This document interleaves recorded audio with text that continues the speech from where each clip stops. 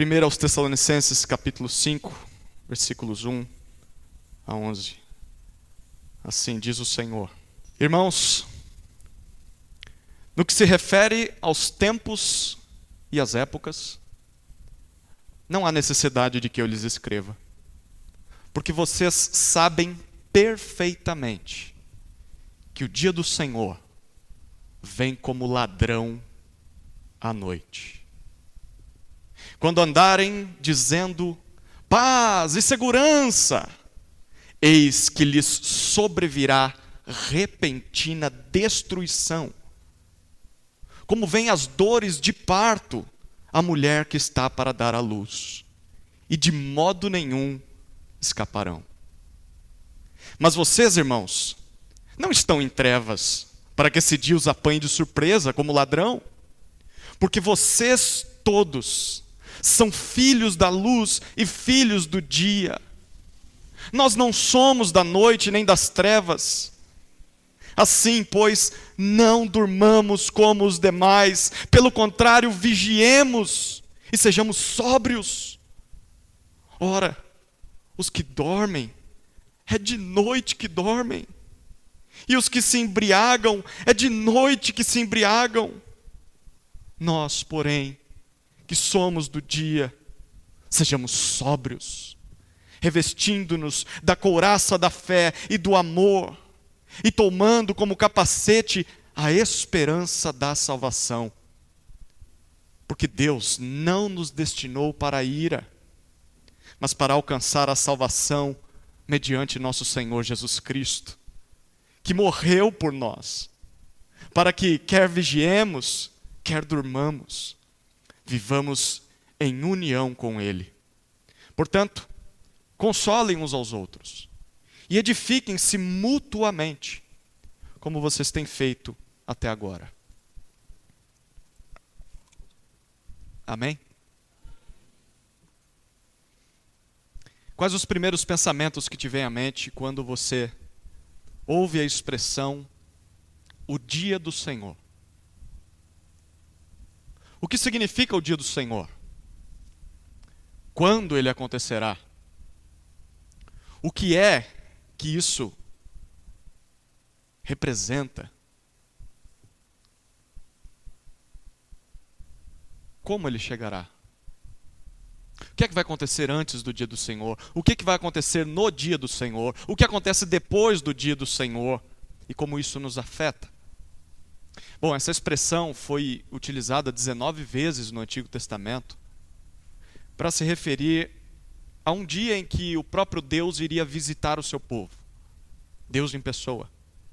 Nesse dia, Deus iria trazer juízo contra todo o pecado e todo o mal. Ao mesmo tempo, Deus também ia salvar o seu povo e iria recomeçar todas as coisas. Um dia em que Deus daria início ao seu reino eterno sobre toda a criação. Quando nós lemos o Novo Testamento, as repetições diminuem, apenas 5 ocorrências, e esse texto é uma dessas 5. Nós descobrimos que esse mesmo dia do Senhor, prometido no Antigo Testamento, se une ao dia em que Jesus Cristo, que está à direita de Deus, reinando sobre o universo, Jesus voltará. E Jesus vai cumprir todas as promessas que Deus fez no Antigo Testamento. Em outras palavras, o Novo Testamento nos diz que o dia do Senhor será o último dia da história. O dia do Senhor é o dia em que, através da pessoa de Jesus, no retorno de Jesus, Deus vai julgar todos os homens, Deus vai redimir e salvar o seu povo, e Deus vai dar início à nova criação. Bom, por não ter tido muito tempo entre os Tessalonicenses, quando pregou o Evangelho lá, o apóstolo Paulo precisou escrever essas palavras que nós lemos aqui. A igreja em Tessalônica é uma igreja recente, tem 1 ano só de existência. Por isso havia muitas dúvidas, havia várias áreas que eles sequer sabiam sobre a fé cristã. E Paulo escreve essa carta para tratar especificamente desses temas a partir do capítulo 4. A gente já viu que ele falou sobre pureza na área sexual. Ele falou também sobre a prática do amor fraternal. E no sermão de domingo passado, Paulo falou sobre o que acontece com os crentes que morrem crendo em Jesus, antes do seu retorno. Agora, Paulo trata de um quarto assunto que está relacionado com o anterior. Como será a vinda de Jesus? Ou quando isso se dará? Quando será o dia do Senhor? Será que o Senhor virá mesmo? Se Jesus virá novamente, quando isso acontecerá? E o que é que vai acontecer após esse retorno? E a pergunta principal, que é provavelmente a pergunta principal no coração dos Tessalonicenses é: como nós devemos esperar esse dia? Bom, como crentes em Jesus devem aguardar o dia do Senhor? Com 3 atitudes. Primeira atitude, com consciência. Versículos 1 a 3. Segunda atitude, com vigilância. Versículos 4 a 8. Terceira atitude, com esperança. Versículos 9 a 11. Primeira atitude, como devemos esperar o dia do Senhor? Aguarde o dia do Senhor com consciência. Olha o que dizem os versículos 1 a 3. Irmãos, no que se refere aos tempos e às épocas, não há necessidade de que eu lhes escreva. Porque vocês sabem perfeitamente que o dia do Senhor vem como ladrão à noite. Quando andarem dizendo paz e segurança, eis que lhes sobrevirá repentina destruição, como vêm as dores de parto, a mulher que está para dar, e de modo nenhum escaparão. Para começar a falar sobre esse tema, Paulo chama os Tessalonicenses de irmãos. Você viu isso no versículo 1? Filhos de Deus, membros da família de Deus. Sabe o que isso significa? Que aquilo que a gente vai aprender nesses versículos aqui só tem sentido ou só fazem efeito na vida de quem crê em Jesus. Então, se esse não é o seu caso, eu quero te convidar especialmente a repensar a respeito disso. Você precisa crer nessas palavras. Você precisa se render a Cristo. Essa é a mais pura verdade, caso você aceite isso, creia nisso ou não. Bom, o que é que irmãos precisam saber, ou melhor, o que Paulo tem a dizer aos irmãos em Tessalônica e a nós hoje aqui? Algo sobre os tempos ou épocas, é o que ele diz ainda no versículo 1.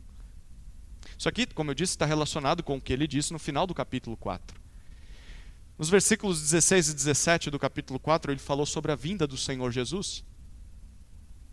A gente viu na semana passada que o imperador César, vez ou outra ele visitava suas províncias, e nesse dia era o dia do encontro com o imperador. Dava-se o nome de a vinda do rei. E esse era o termo grego, essa é a tradução do termo grego chamado parousia. Lembra disso? Pois Paulo disse que Jesus, o Rei dos Reis, o verdadeiro Senhor, ele também terá uma parousia final. Ele também virá, haverá uma segunda vinda, uma visitação. E o que Paulo está dizendo aqui é, se Jesus vai voltar, talvez a pergunta que eles estivessem fazendo é, quando isso vai acontecer? Qual é o dia ou a hora? Esse é o significado da palavra tempo. Qual é a ocasião ou a época? É possível nós termos uma informação precisa sobre quando é que Jesus vai voltar? Bom, a resposta de Paulo qual que é no versículo 1?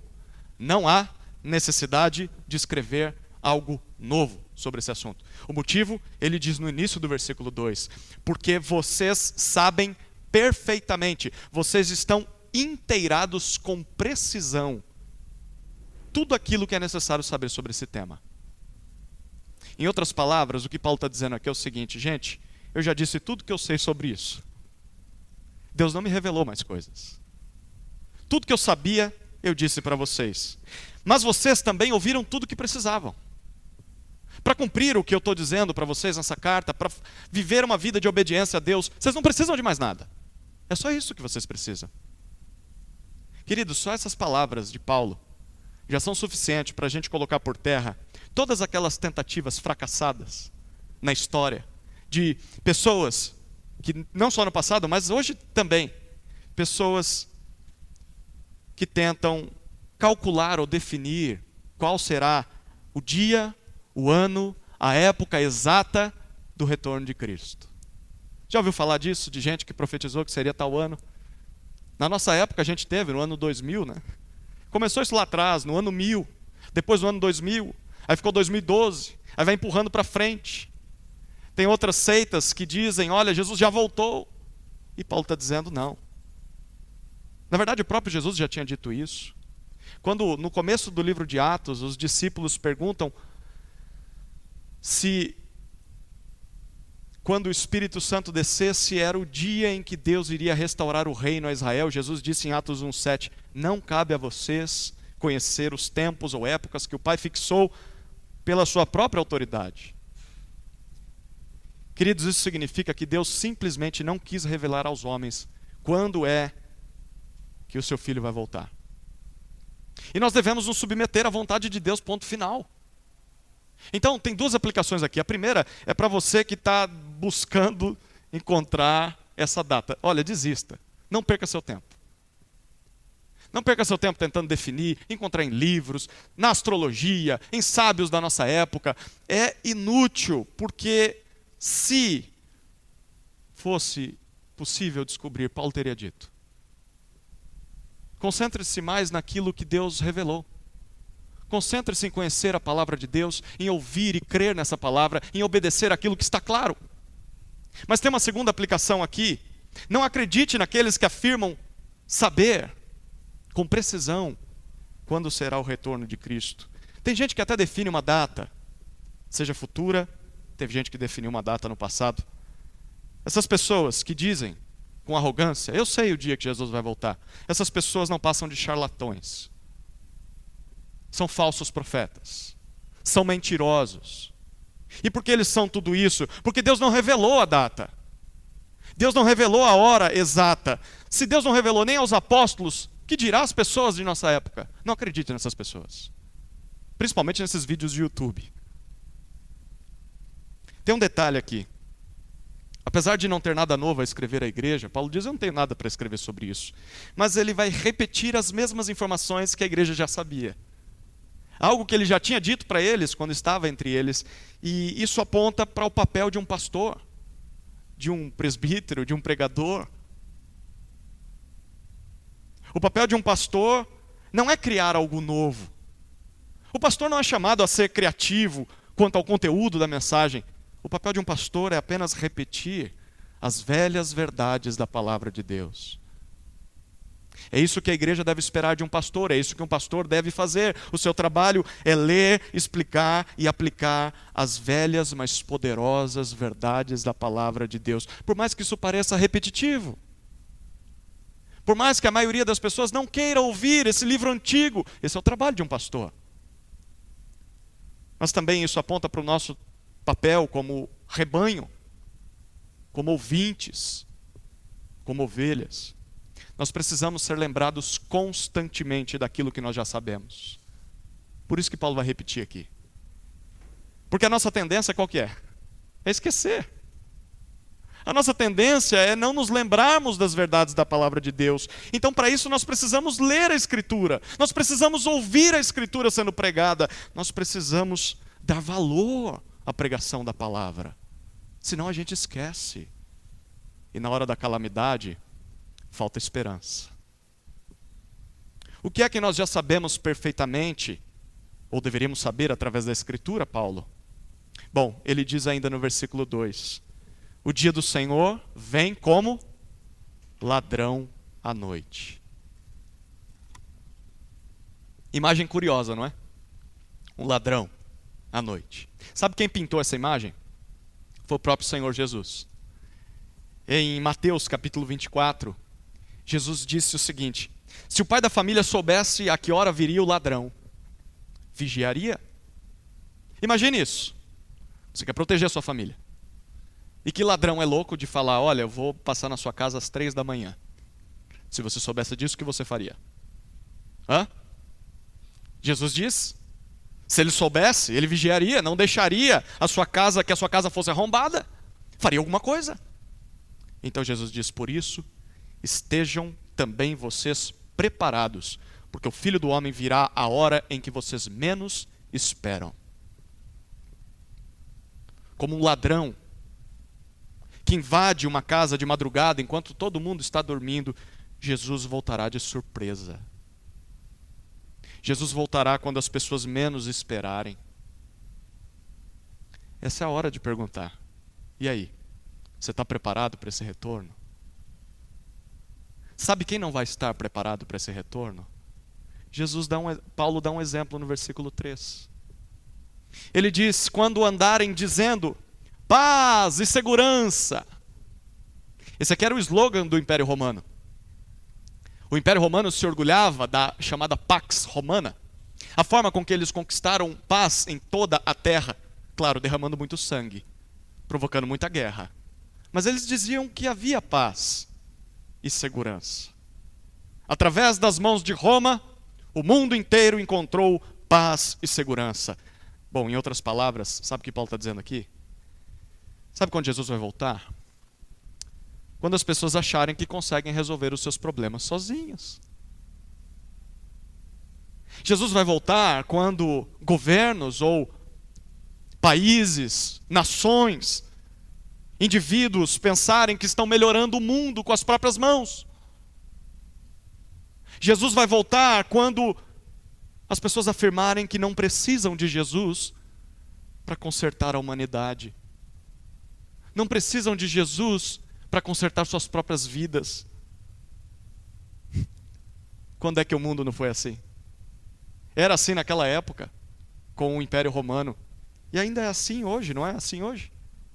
As pessoas continuam afirmando a mesma coisa, claro, com outras palavras, mas as palavras das pessoas dos nossos dias expressam uma autonomia, uma imagem de que eu não preciso de Deus, eu consigo viver bem, eu posso viver feliz, em paz e segurança, completamente dependente de mim mesmo. Sabe o que significa o que Paulo está dizendo aqui? Jesus pode voltar a qualquer momento, porque as pessoas ainda hoje dizem paz e segurança. E quando Jesus vier, o que é que vai acontecer às pessoas que acham que não precisam de Deus? Vivem como se Ele não existisse? Bom, Paulo diz no versículo 3, eis que lhes sobrevirá repentina destruição. A imagem aqui é de uma ruína que vai chegar por completo, de imediato e de forma inesperada.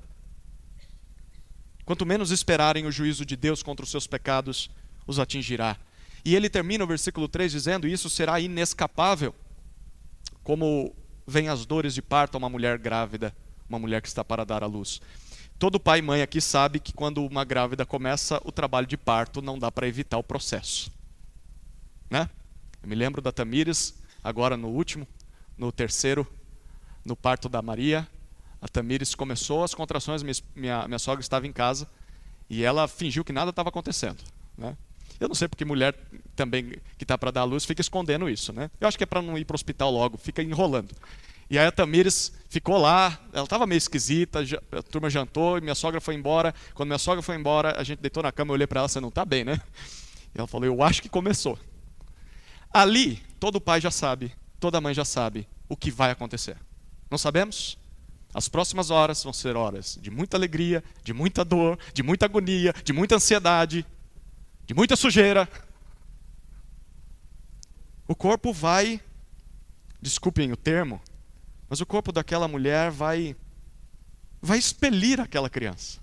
Vai expulsar aquela criança. Chegou a hora daquela criança sair. Viva ou morta, ela vai sair. Assim será o dia do Senhor. Por mais que as pessoas sem Jesus afirmem, repitam para si mesmas, tudo vai ficar bem. Nós não precisamos da ajuda de Deus, nós não precisamos nos submeter a Deus, nós não precisamos desse negócio de evangelho, nós não precisamos desse negócio de igreja. Jesus voltará. E quando Jesus voltar, nenhuma dessas pessoas vai escapar do justo juízo contra os seus pecados. Queridos, não, para essas pessoas não vai ficar tudo bem.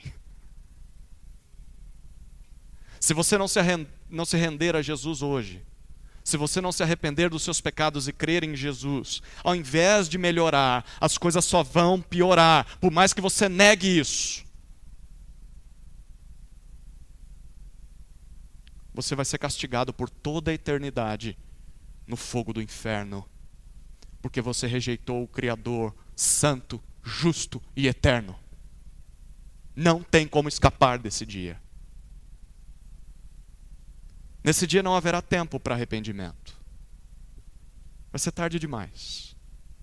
Se você está esperando que vai entregar sua vida para Cristo daqui a alguns anos, porque talvez você não viveu ainda tudo que poderia viver sem Cristo, porque acha que no final da vida, talvez com uma doença, você possa buscar a Deus, e Deus, claro, Ele pode te receber de braços abertos, mas quem garante que você vai estar vivo amanhã? Quem garante que Jesus não possa voltar ainda hoje? Então aproveite a chance de fazer isso agora. Não fica deixando para depois, porque quando Ele voltar não vai ter mais segunda chance. Se arrependa e creia no Evangelho. Mas isso aqui também tem uma aplicação muito pertinente para aqueles que sofrem injustiças ou sofreram injustiças, males nesse mundo. Nós podemos lembrar que um dia Deus fará justiça contra todo o mal, contra todo o pecado. Nesse dia a vingança virá. Então nós não precisamos nos vingar. Nós não precisamos fazer vingança, juízo com as próprias mãos. É só esperar. O dia do Senhor virá como um ladrão, trazendo repentina destruição. E ninguém vai escapar. Como crentes em Jesus devem aguardar o dia do Senhor? Bom, devem aguardar o dia do Senhor com consciência. A consciência de que será um dia de destruição inesperada e inescapável para os que não confiam em Jesus. Mas há uma segunda atitude. Aguarde o dia do Senhor com vigilância. Vigilância. Olha o que dizem os versículos 4 até 8. Mas vocês, irmãos, não estão em trevas, para que esse dia os apanhe de surpresa como ladrão. Porque vocês todos são filhos da luz e filhos do dia. Nós não somos da noite nem das trevas. Assim, pois, não durmamos como os demais. Pelo contrário, vigiemos e sejamos sóbrios. Ora, os que dormem, é de noite que dormem. E os que se embriagam, é de noite que se embriagam. Nós, porém, que somos do dia, sejamos sóbrios, revestindo-nos da couraça da fé e do amor, e tomando como capacete a esperança da salvação. Quando Jesus voltar, os descrentes serão pegos de surpresa. Não vão escapar do juízo. Tá, mas e os crentes? E quanto aos que creem em Jesus? O que vai acontecer com eles? É o que diz Paulo no versículo 4. Mas vocês, de Tessalônica, e nós, de Atibaia hoje, irmãos em Cristo, não estão em trevas. Vocês não estão ignorantes. Vocês não estão cegos como os descrentes, para que esse dia os apanhe de surpresa como ladrão. Sabe o que Paulo está dizendo aqui? Ele está dizendo que só será surpreendido pelo retorno de Jesus. Mesmo que a gente não saiba o dia ou a hora, só vai ser surpreendido quem ainda está em trevas. Só vai ser surpreendido quem não conhece Jesus, ou não se entregou a Jesus, quem não conhece a Escritura. Porque para os crentes em Jesus, esse dia não vai ser um dia triste. Para os crentes em Jesus, esse dia não vai ser um dia de surpresa. Para os crentes em Jesus, esse é um dia esperado. Esse é um dia ansiado pelos crentes em Jesus. Eles desejam ver esse dia chegar. Quem realmente ama Jesus, deseja que Jesus volte o quanto antes. Porque esse é o cerne, é o coração da nossa esperança. O retorno de Cristo é o que nós queremos que aconteça. Portanto, se você não vê o retorno de Jesus com esses olhos, das duas possibilidades, apenas uma. Primeiro, se você não olha para o dia do Senhor com esperança, mas está com medo desse dia chegar, primeira possibilidade, você é um crente, mas que tem amado demais esse mundo. Você está namorando muito com o pecado. Você está flertando muito e se entregando muito ao pecado. Está olhando para esse mundo como se ele fosse a sua última esperança. Ele não é. E talvez isso está te assustando. Hoje é o dia de você se arrepender dos seus pecados e voltar para o caminho do Senhor. Voltar a se aproximar do Senhor. Mas tem uma segunda possibilidade. Se você teme esse dia, se você, ao ler esse texto, está pensando, eu vou estar no grupo dos que vão ser assaltados como esse ladrão. Bom, então a segunda possibilidade, verdadeiramente, você continua como um descrente. Então, você precisa fazer isso ainda hoje. Sabe por que isso é assim? Por causa da nossa identidade. No versículo 5, o apóstolo Paulo descreve a identidade dos crentes em Jesus de duas formas, uma positiva e uma negativa. Perceba, ele diz quem nós somos por crer em Jesus. Nós somos filhos da luz e do dia. E em segundo lugar, ele diz quem nós não somos mais. Não somos mais da noite ou das trevas. A imagem que Paulo pinta aqui é uma imagem complexa, difícil de compreender, mas é mais ou menos o seguinte: quando Jesus vier na sua parousia, no seu retorno, o dia do Senhor, um novo dia vai raiar, um dia perfeito, um dia eterno. A nova criação vai ter início. Nesse novo dia, que vai ser eterno, um dia santo, um dia de descanso, o descanso prometido por Deus ao seu povo desde o Antigo Testamento. Nesse dia não haverá mais pecado, não haverá mais maldição, não haverá mais morte. Nesse dia os homens vão viver para sempre na presença de Deus, como que planetas girando em torno dos sistemas, em torno do Sol no sistema solar. Todos os seres humanos redimidos pelo sangue de Cristo estarão lá, ao redor daquele que iluminará todas as coisas. Não haverá mais necessidade de sol. Ele será a luz. E segundo Paulo, por crermos em Jesus, nós já participamos desse novo dia. Esse novo dia que vai chegar. O que Paulo está dizendo é que é como se nós já estivéssemos lá. Para Deus isso já é uma garantia, é uma certeza para nós. Então, apesar de ainda estarmos nesse mundo, ainda vivermos nesse mundo de trevas, marcado pelo pecado, pela morte, pela dor, pela violência, pela maldade, nós não somos mais parte desse mundo, como éramos antes. Nós somos cidadãos do novo céu e da nova terra. É assim que Deus nos vê, porque nós cremos em Jesus, porque nós nascemos de novo. Então nós precisamos nos lembrar, primeiro, que quem crê em Jesus já está na luz, já está no dia. Quem crê em Jesus já participa da nova criação de Deus, mesmo que ainda viva nessa terra. Mesmo que os outros digam o contrário, tá? Mesmo que as pessoas não acreditem na tua conversão e digam, mas você é o mesmo. Você não mudou muita coisa, não. Mesmo que Satanás nos tente confundir, colocando coisa na mídia, colocando coisa em algumas igrejas que não são igrejas, e a gente fica com dúvida, será mesmo? Será que Jesus vai voltar? Será que tudo isso é verdade? Será que eu não estou numa grande ilusão? Mesmo que a nossa própria consciência nos acuse quando nós tropeçamos.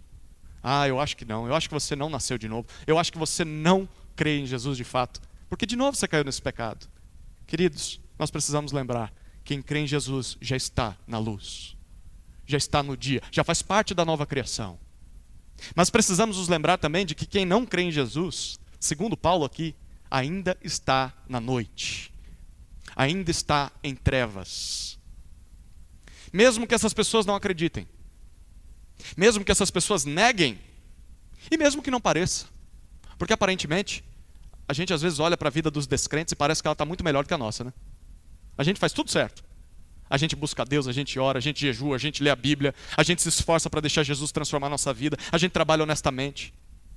E aí uma pessoa que faz tudo errado, que passa a perna em todo mundo no trabalho, que é desonesta, é sem vergonha, é imoral, é mau caráter, ela prospera. Ela tem um carro melhor que o seu, ela tem uma casa melhor que a sua, ela tem uma saúde melhor que a sua, ela fuma a vida inteira, e você está com problema de saúde e ela não. Parece que ela que está no dia.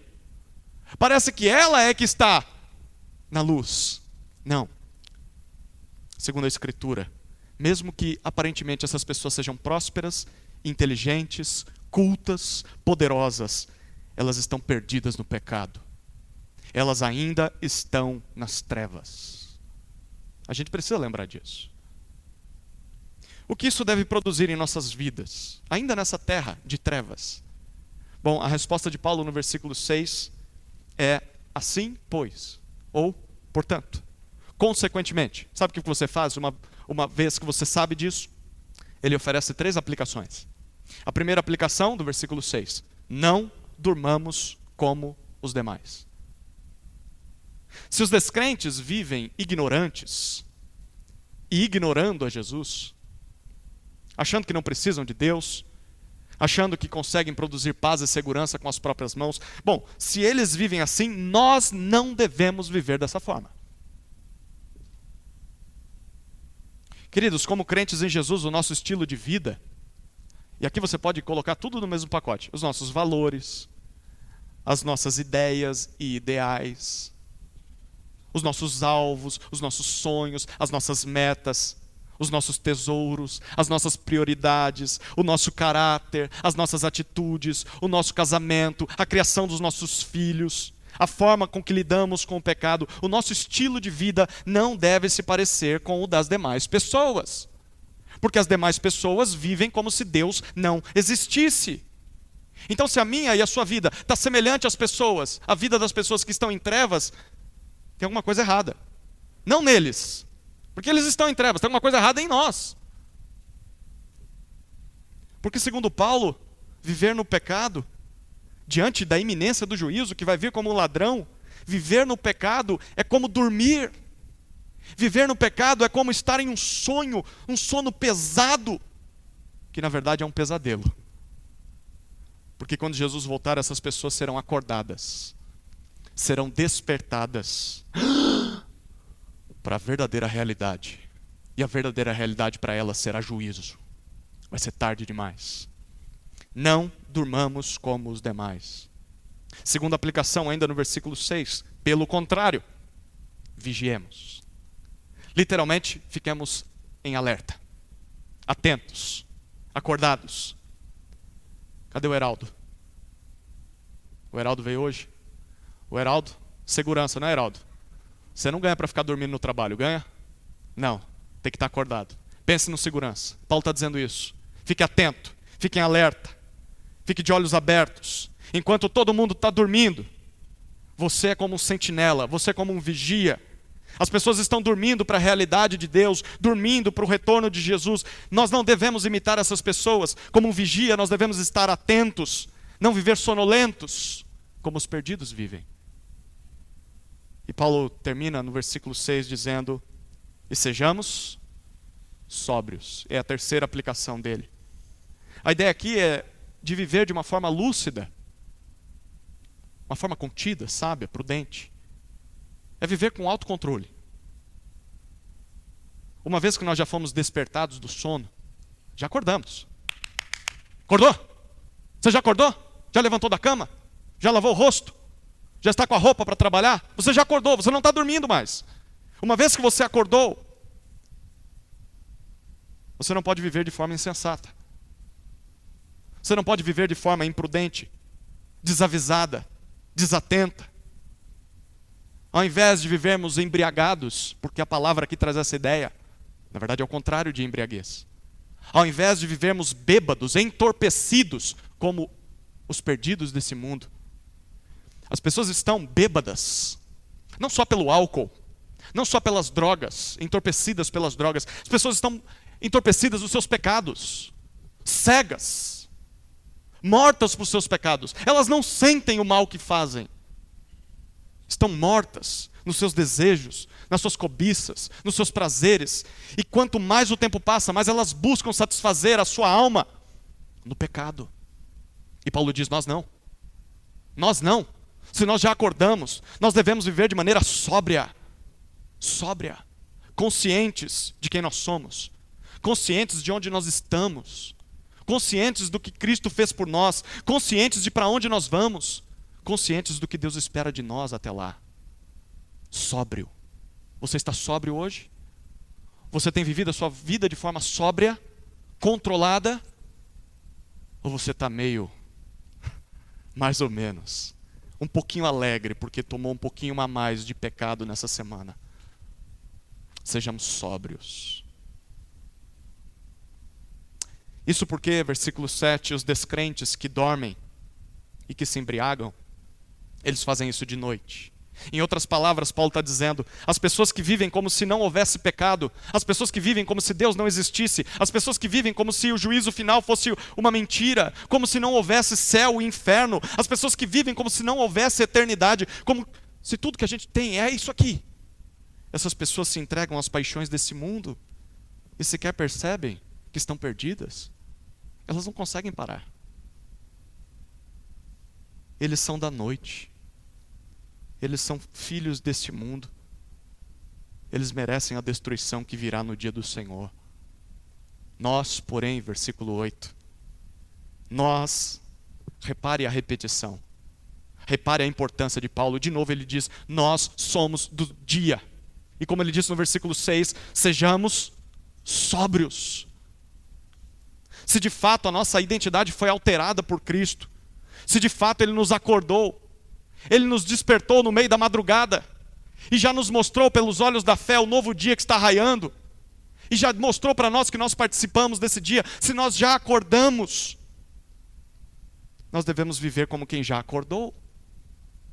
E como é que se vive assim, apóstolo Paulo? Bom, de duas maneiras práticas. E no final do versículo 8 ele descreve a imagem de um soldado, como em Efésios capítulo 6, que o Alexandre citou na oração. Ele diz no versículo 8, revestindo-nos da couraça, a couraça é o que protegia o tórax, da fé e do amor, e tomando como capacete a esperança da salvação. Isso aqui tem dois significados bem práticos para nós. O primeiro significado é que após crermos em Jesus, a vida nesse mundo vai ser como uma batalha. Após crermos em Jesus, a vida nesse mundo é como uma batalha espiritual. É que você vai sair brigando com a sua mãe, com o seu pai. Não deveria fazer isso. Mas é espiritual. Nós não podemos nos iludir. Sejamos sóbrios. Não podemos viver desatentos. Pense comigo, se Jesus nos libertou das trevas, nos libertou da escravidão ao pecado, mas as pessoas nesse mundo ainda estão nas trevas, elas ainda estão sob a vontade de Satanás como nós estávamos.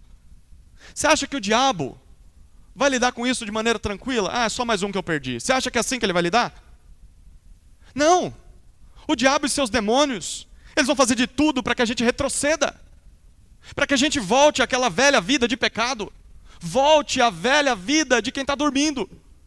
Ele vai fazer de tudo para que a gente peque, para que a gente dê mau testemunho de Jesus para as pessoas.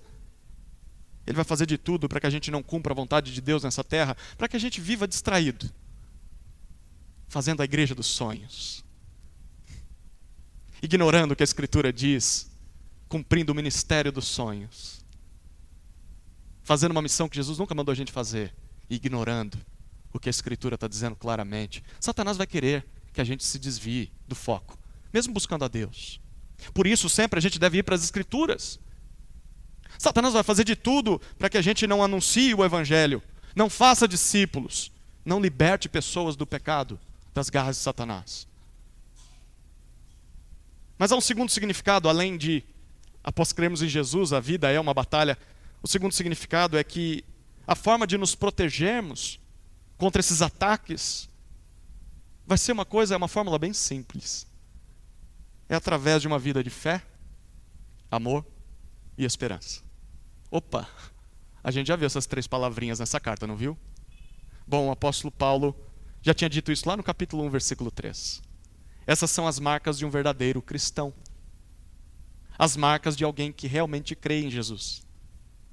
Alguém que crê em Jesus, crê na Escritura, desenvolve fé, a couraça da fé. Alguém que busca conhecer cada vez mais o que Deus diz. Alguém que crê naquilo que ouve da Escritura. Alguém que confia naquilo que ouve da Bíblia. Mas também nós vamos nos proteger desses ataques não só com fé, mas a couraça também é do amor.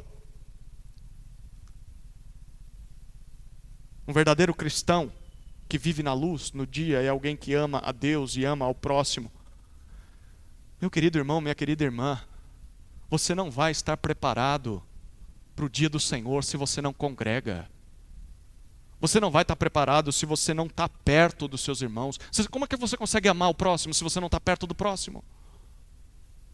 Se você não serve o seu irmão, se você não faz discípulos, se você não investe na vida de pessoas.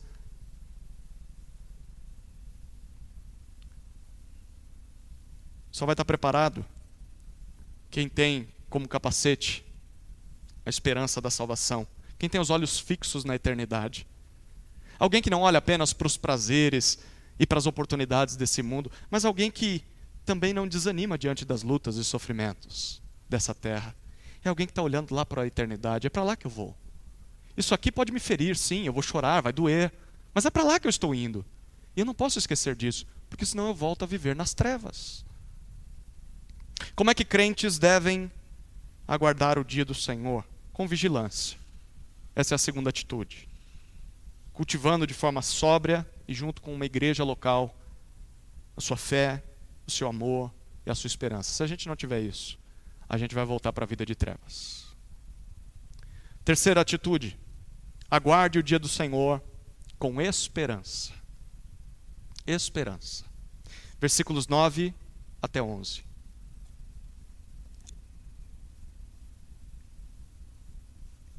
Porque Deus não nos destinou para a ira, mas para alcançar a salvação mediante nosso Senhor Jesus Cristo, que morreu por nós, para que quer vigiemos, quer durmamos, vivamos em união com Ele. Portanto, consolem uns aos outros e edifiquem-se mutuamente, como vocês têm feito até agora. O que nós vimos até agora? Nós devemos aguardar o dia do Senhor com consciência de que vai ser um dia de juízo, inescapável, repentino aos descrentes. Mas também vai ser um dia de salvação. Nós devemos esperar esse dia com vigilância, em segundo lugar. Porque nós fazemos parte do novo dia. Fazemos parte da luz que vai brilhar por toda a eternidade. A pergunta é por que nós faríamos isso? É o que Paulo começa a descrever no versículo 9.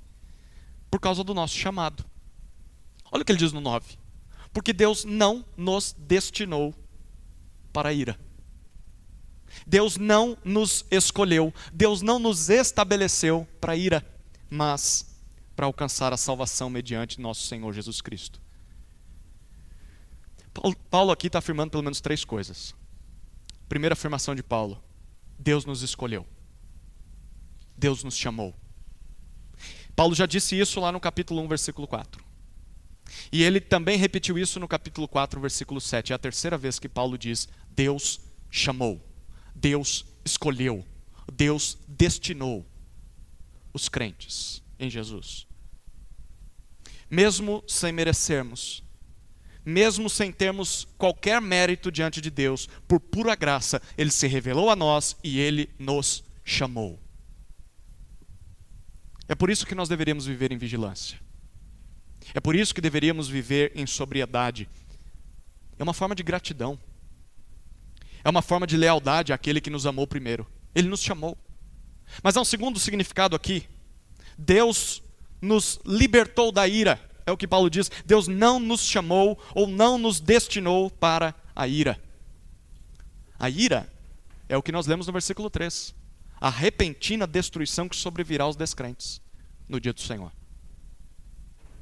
Por causa dos nossos pecados, todos nós merecemos ser julgados por Deus.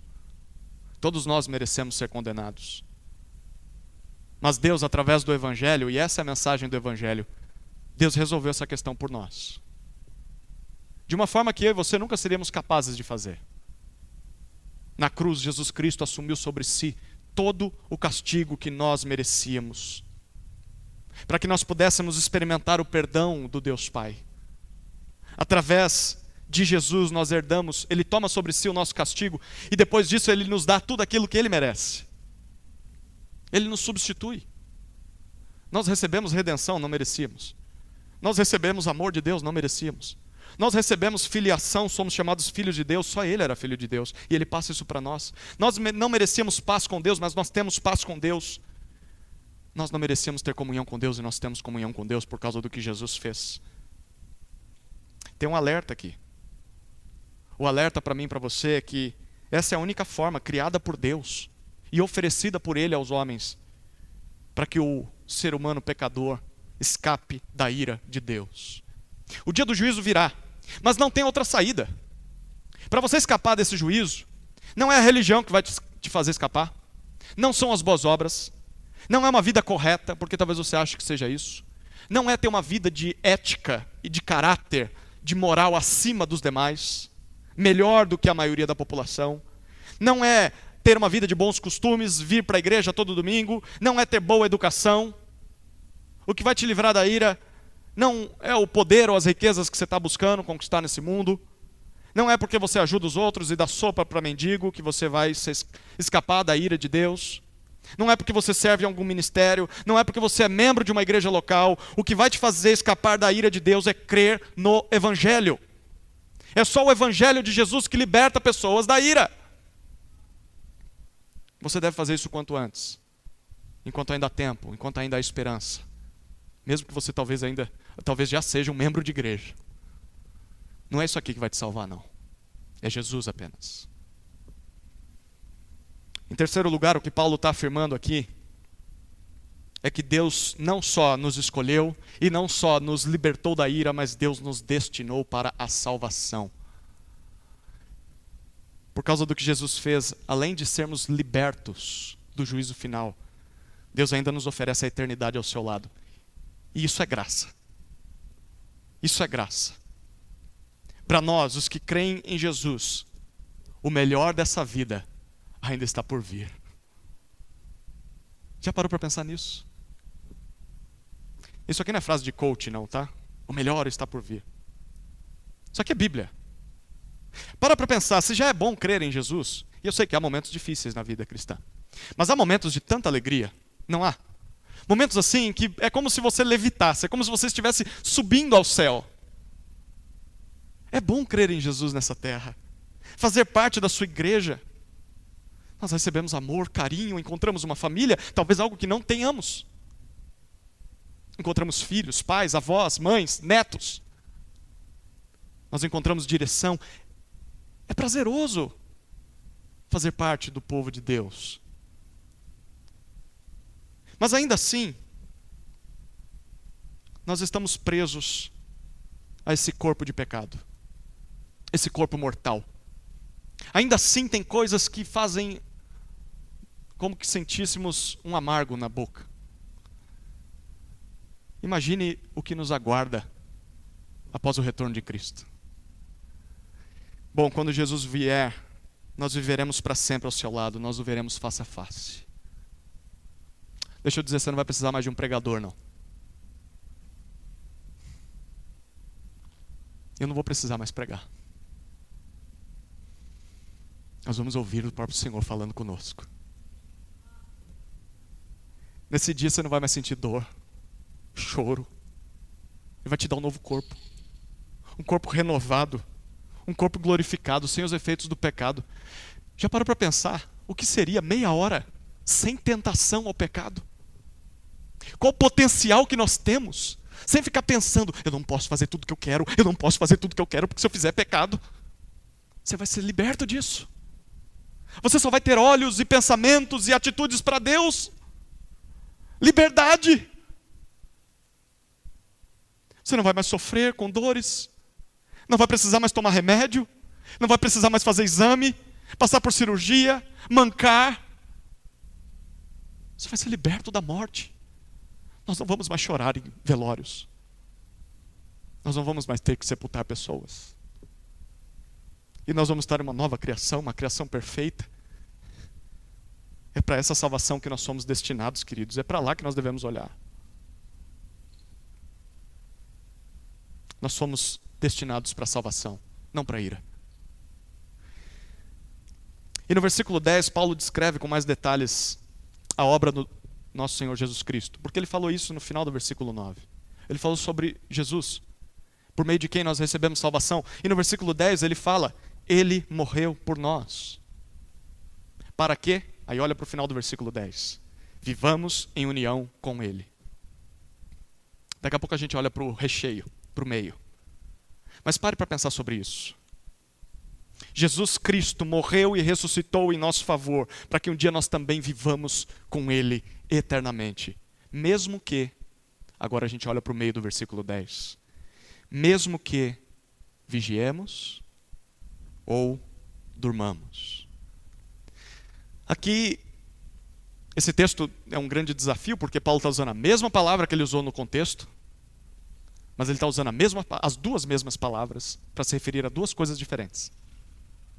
Ele falou sobre vigiar, mas no versículo 8, no versículo 6, versículo 8, o contexto era de estar em alerta.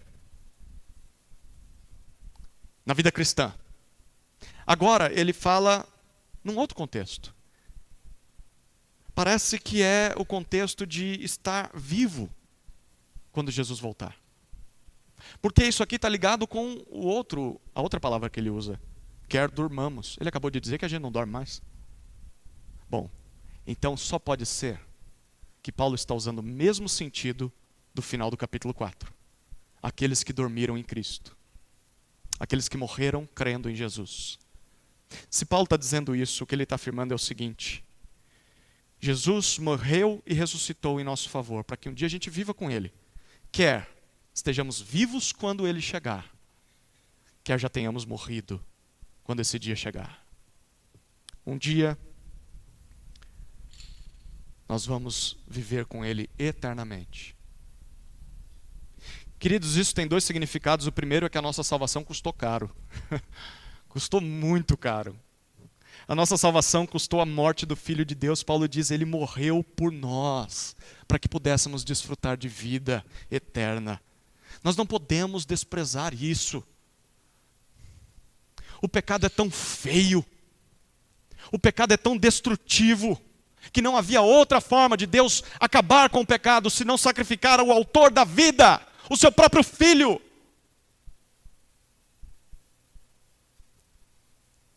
Como nós poderíamos amar o pecado? Como nós poderíamos voltar para aquilo pelo qual o nosso Senhor teve que morrer para vencer? O pecado é horroroso e você deve vê-lo assim. Como é que a gente vai poder viver ignorando que custou cara a nossa salvação? Como que a gente vai ficar brincando com o pecado? Como é que a gente vai ignorar o poder do pecado e nos escravizar? É o que ele quer. Como a gente vai ficar flertando com o pecado? A nossa salvação custou caro e nós devemos dar o devido valor a isso. Mas tem um segundo significado aqui. E esse é mais glorioso do que o primeiro. É que a nossa salvação não depende de nós. A nossa salvação não depende de nós. Paulo está dizendo, Ele morreu por nós, para que quer estejamos acordados, quer já tenhamos morrido, um dia vivamos com Ele. O que Paulo está dizendo aqui, se Jesus voltar e nos encontrar vivos e fiéis, que bênção. Mas talvez Jesus volte e encontre a gente praticando um pecado bem naquele momento. Porque vai vir como ladrão, não vai? E agora? Não deu tempo de pedir perdão. Eu ainda estou guardando mágoa. Eu estou praticando essa coisa horrorosa que eu pratico escondido de todo mundo. Mas eu creio em Jesus.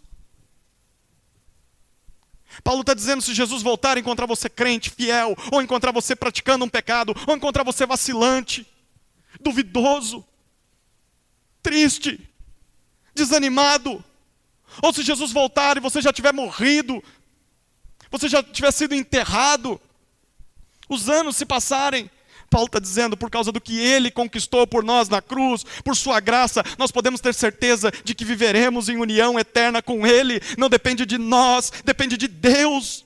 Não depende da tua fidelidade, não depende da forma com que você está conduzindo a sua vida, depende do que Ele fez na cruz. Depende da graça, do caráter, das promessas de Deus. Jesus garante que nós nunca vamos perder a salvação que Ele conquistou por nós, e nós devemos dizer aleluia diante disso. Não depende de nós. Nós temos a responsabilidade de sermos gratos a isso. E como eu demonstro a minha gratidão? Versículo 11. Portanto, Paulo apresenta duas aplicações finais. Primeira, consolem-se uns aos outros. Está vendo isso no versículo 11? Diferente do que muitos fazem quando estudam escatologia. O que é a escatologia? Escatologia é o estudo das últimas coisas, a doutrina dos últimos tempos. Tem gente que quando estuda escatologia, começa a se sentir superior aos demais. Os outros que não sabem tudo o que ele sabe, que não leram tudo o que ele leu, que não aprenderam tudo o que ele aprendeu. E aí, isso gera briga, gera discussão, gera orgulho. Discussão com os outros irmãos que talvez ou sabem menos ou têm posições diferentes. Eu acho que Jesus vai voltar assim. E o outro diz, eu acho que vai ser assado. E aí começa a brigar. O que Paulo está dizendo ao invés disso? As informações que eu estou dando para vocês, Tessalonicenses, sobre o dia do Senhor, deve aproximá-los uns dos outros. É isso que significa essa palavra que ele usa aqui para consolem-se. É a palavrinha grega parakaleo. Para significa ir ao lado. Kaleo significa chamar.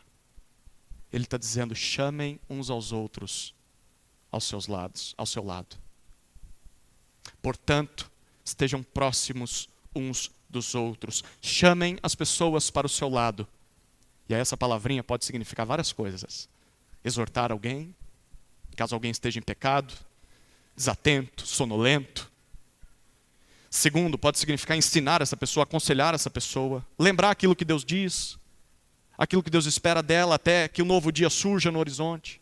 Essa palavra também pode significar consolar essa pessoa, animar essa pessoa, encorajá-la a prosseguir em obediência a Deus, olhando para a eternidade, mesmo diante dos sofrimentos, mesmo diante das lutas. Portanto, chamem uns aos outros para perto, consolem-se. Mas em segundo lugar, ele aplica, a segunda aplicação, e edifiquem-se mutuamente. Queridos, esse tipo de assunto, sobre as últimas coisas, sobre a segunda vinda de Cristo, não deveria produzir ruptura na igreja, não poderia dividir igrejas, não deveria, mas deveria produzir edificação, crescimento, construção, fortalecimento. Perceba, tem dois detalhes aqui nesse final do versículo 11. O que Paulo diz no versículo 11, portanto, consolem uns aos outros e edifiquem-se mutuamente, como vocês têm feito até agora. Isso é o que Deus espera de todos nós. Mutuamente. Uns aos outros. Deus não espera isso aqui só de pastores e líderes. A gente falou disso semana passada. Deus espera isso sim dos pastores e líderes, mas Deus também espera de todos os crentes. Todos precisamos de consolo. Todos precisamos de edificação. E todos nós também precisamos ir em direção uns dos outros para oferecer isso aos outros. Nós não devemos ficar só esperando receber consolo, esperando receber edificação. Todos, mutuamente. Mas tem um segundo detalhe. Porque o final do versículo 11, Paulo diz que isso é o que nós devemos fazer e continuar fazendo. Nunca parar de fazer. Ele diz, como vocês têm feito até agora. Vocês já estão fazendo, diz Paulo. Mas ainda assim, eu estou descrevendo isso para que vocês continuem fazendo isso. Deus não se contenta com o consolo e com a edificação que nós alcançamos. Deus também não se contenta com o consolo que nós estamos oferecendo para o outro. Deus sempre quer mais. E nós devemos fazer o mesmo. Não nos contentarmos com o nível de vida cristã e de amor ao próximo que a gente tem. Sempre mais. Nunca ache que você consolou o suficiente. Nunca ache que você edificou a igreja de Cristo o suficiente. Não existe aposentadoria no reino de Deus. Tem horas, em momento de luto, e a família está vivendo isso agora, em que a gente fica pensando, mas será que eu vou ligar? Porque eu vou falar o que se eu ligar? Será que eu vou lá na casa da pessoa? Eu não sei nem o que falar lá. Nunca acho que você amou o suficiente. Vai lá. Visite, esteja presente. São manifestações do amor de Deus na vida das pessoas. Só a tua presença. Só uma mensagem de que você lembrou de orar por essa pessoa. Nunca ache que é o suficiente. Continue servindo, continue amando, continue discipulando, continue aconselhando, continue exortando. Continue encorajando as pessoas até o dia do Senhor. É o que a gente tem que fazer. Como crentes em Jesus devem aguardar o dia do Senhor? Com esperança em terceiro lugar. Esperança de que por causa de Jesus esse dia vai consumar a nossa salvação. E a gente tem que lembrar isso mutuamente, todos os dias. Quais os primeiros pensamentos que te vêm à mente quando você ouve a expressão Dia do Senhor? Bom, depois dessa mensagem aqui, que você saia daqui lembrando de que é o último dia da história. O dia em que Jesus virá e através dele Deus irá julgar todos os homens, Deus irá salvar o seu povo, Deus irá consumar a nova criação. E até lá você espera esse dia com consciência de que vai ser um dia de juízo. Você espera esse dia com vigilância, tendo uma vida sóbria, de fé, amor e esperança. E você espera esse dia com esperança de que esse dia vai ser o dia da nossa salvação. Diante disso tudo, nós podemos dizer, como Paulo disse no final da carta aos Coríntios, Maranata. Maranata é uma palavra aramaica que significa ora vem, Senhor Jesus. Maranata, Jesus, vem. Amém? Vamos orar. Querido Deus, nós te damos graças pela sua palavra, pelo consolo, conforto, encorajamento e pela direção que ela nos traz. Oramos para que a nossa igreja, Senhor, seja marcada por essas virtudes, como pessoas que vivem de dia e não de noite. E que vivamos, Senhor, cultivando fé, amor e esperança até o dia do seu retorno. E quando esse dia chegar, possamos estar preparados, de braços abertos, ansiosos, como pessoas que disseram todos os dias, é hoje, é hoje. Jesus volta hoje, então eu vou fazer tudo o que Ele quer de mim hoje. E se não for hoje, amanhã que acordemos novamente e digamos, é hoje, é hoje. Que o Senhor nos encontre, Senhor, como pessoas que vivem dessa forma, sóbrias, preparadas para o teu retorno. Em nome de Jesus, amém. Amém.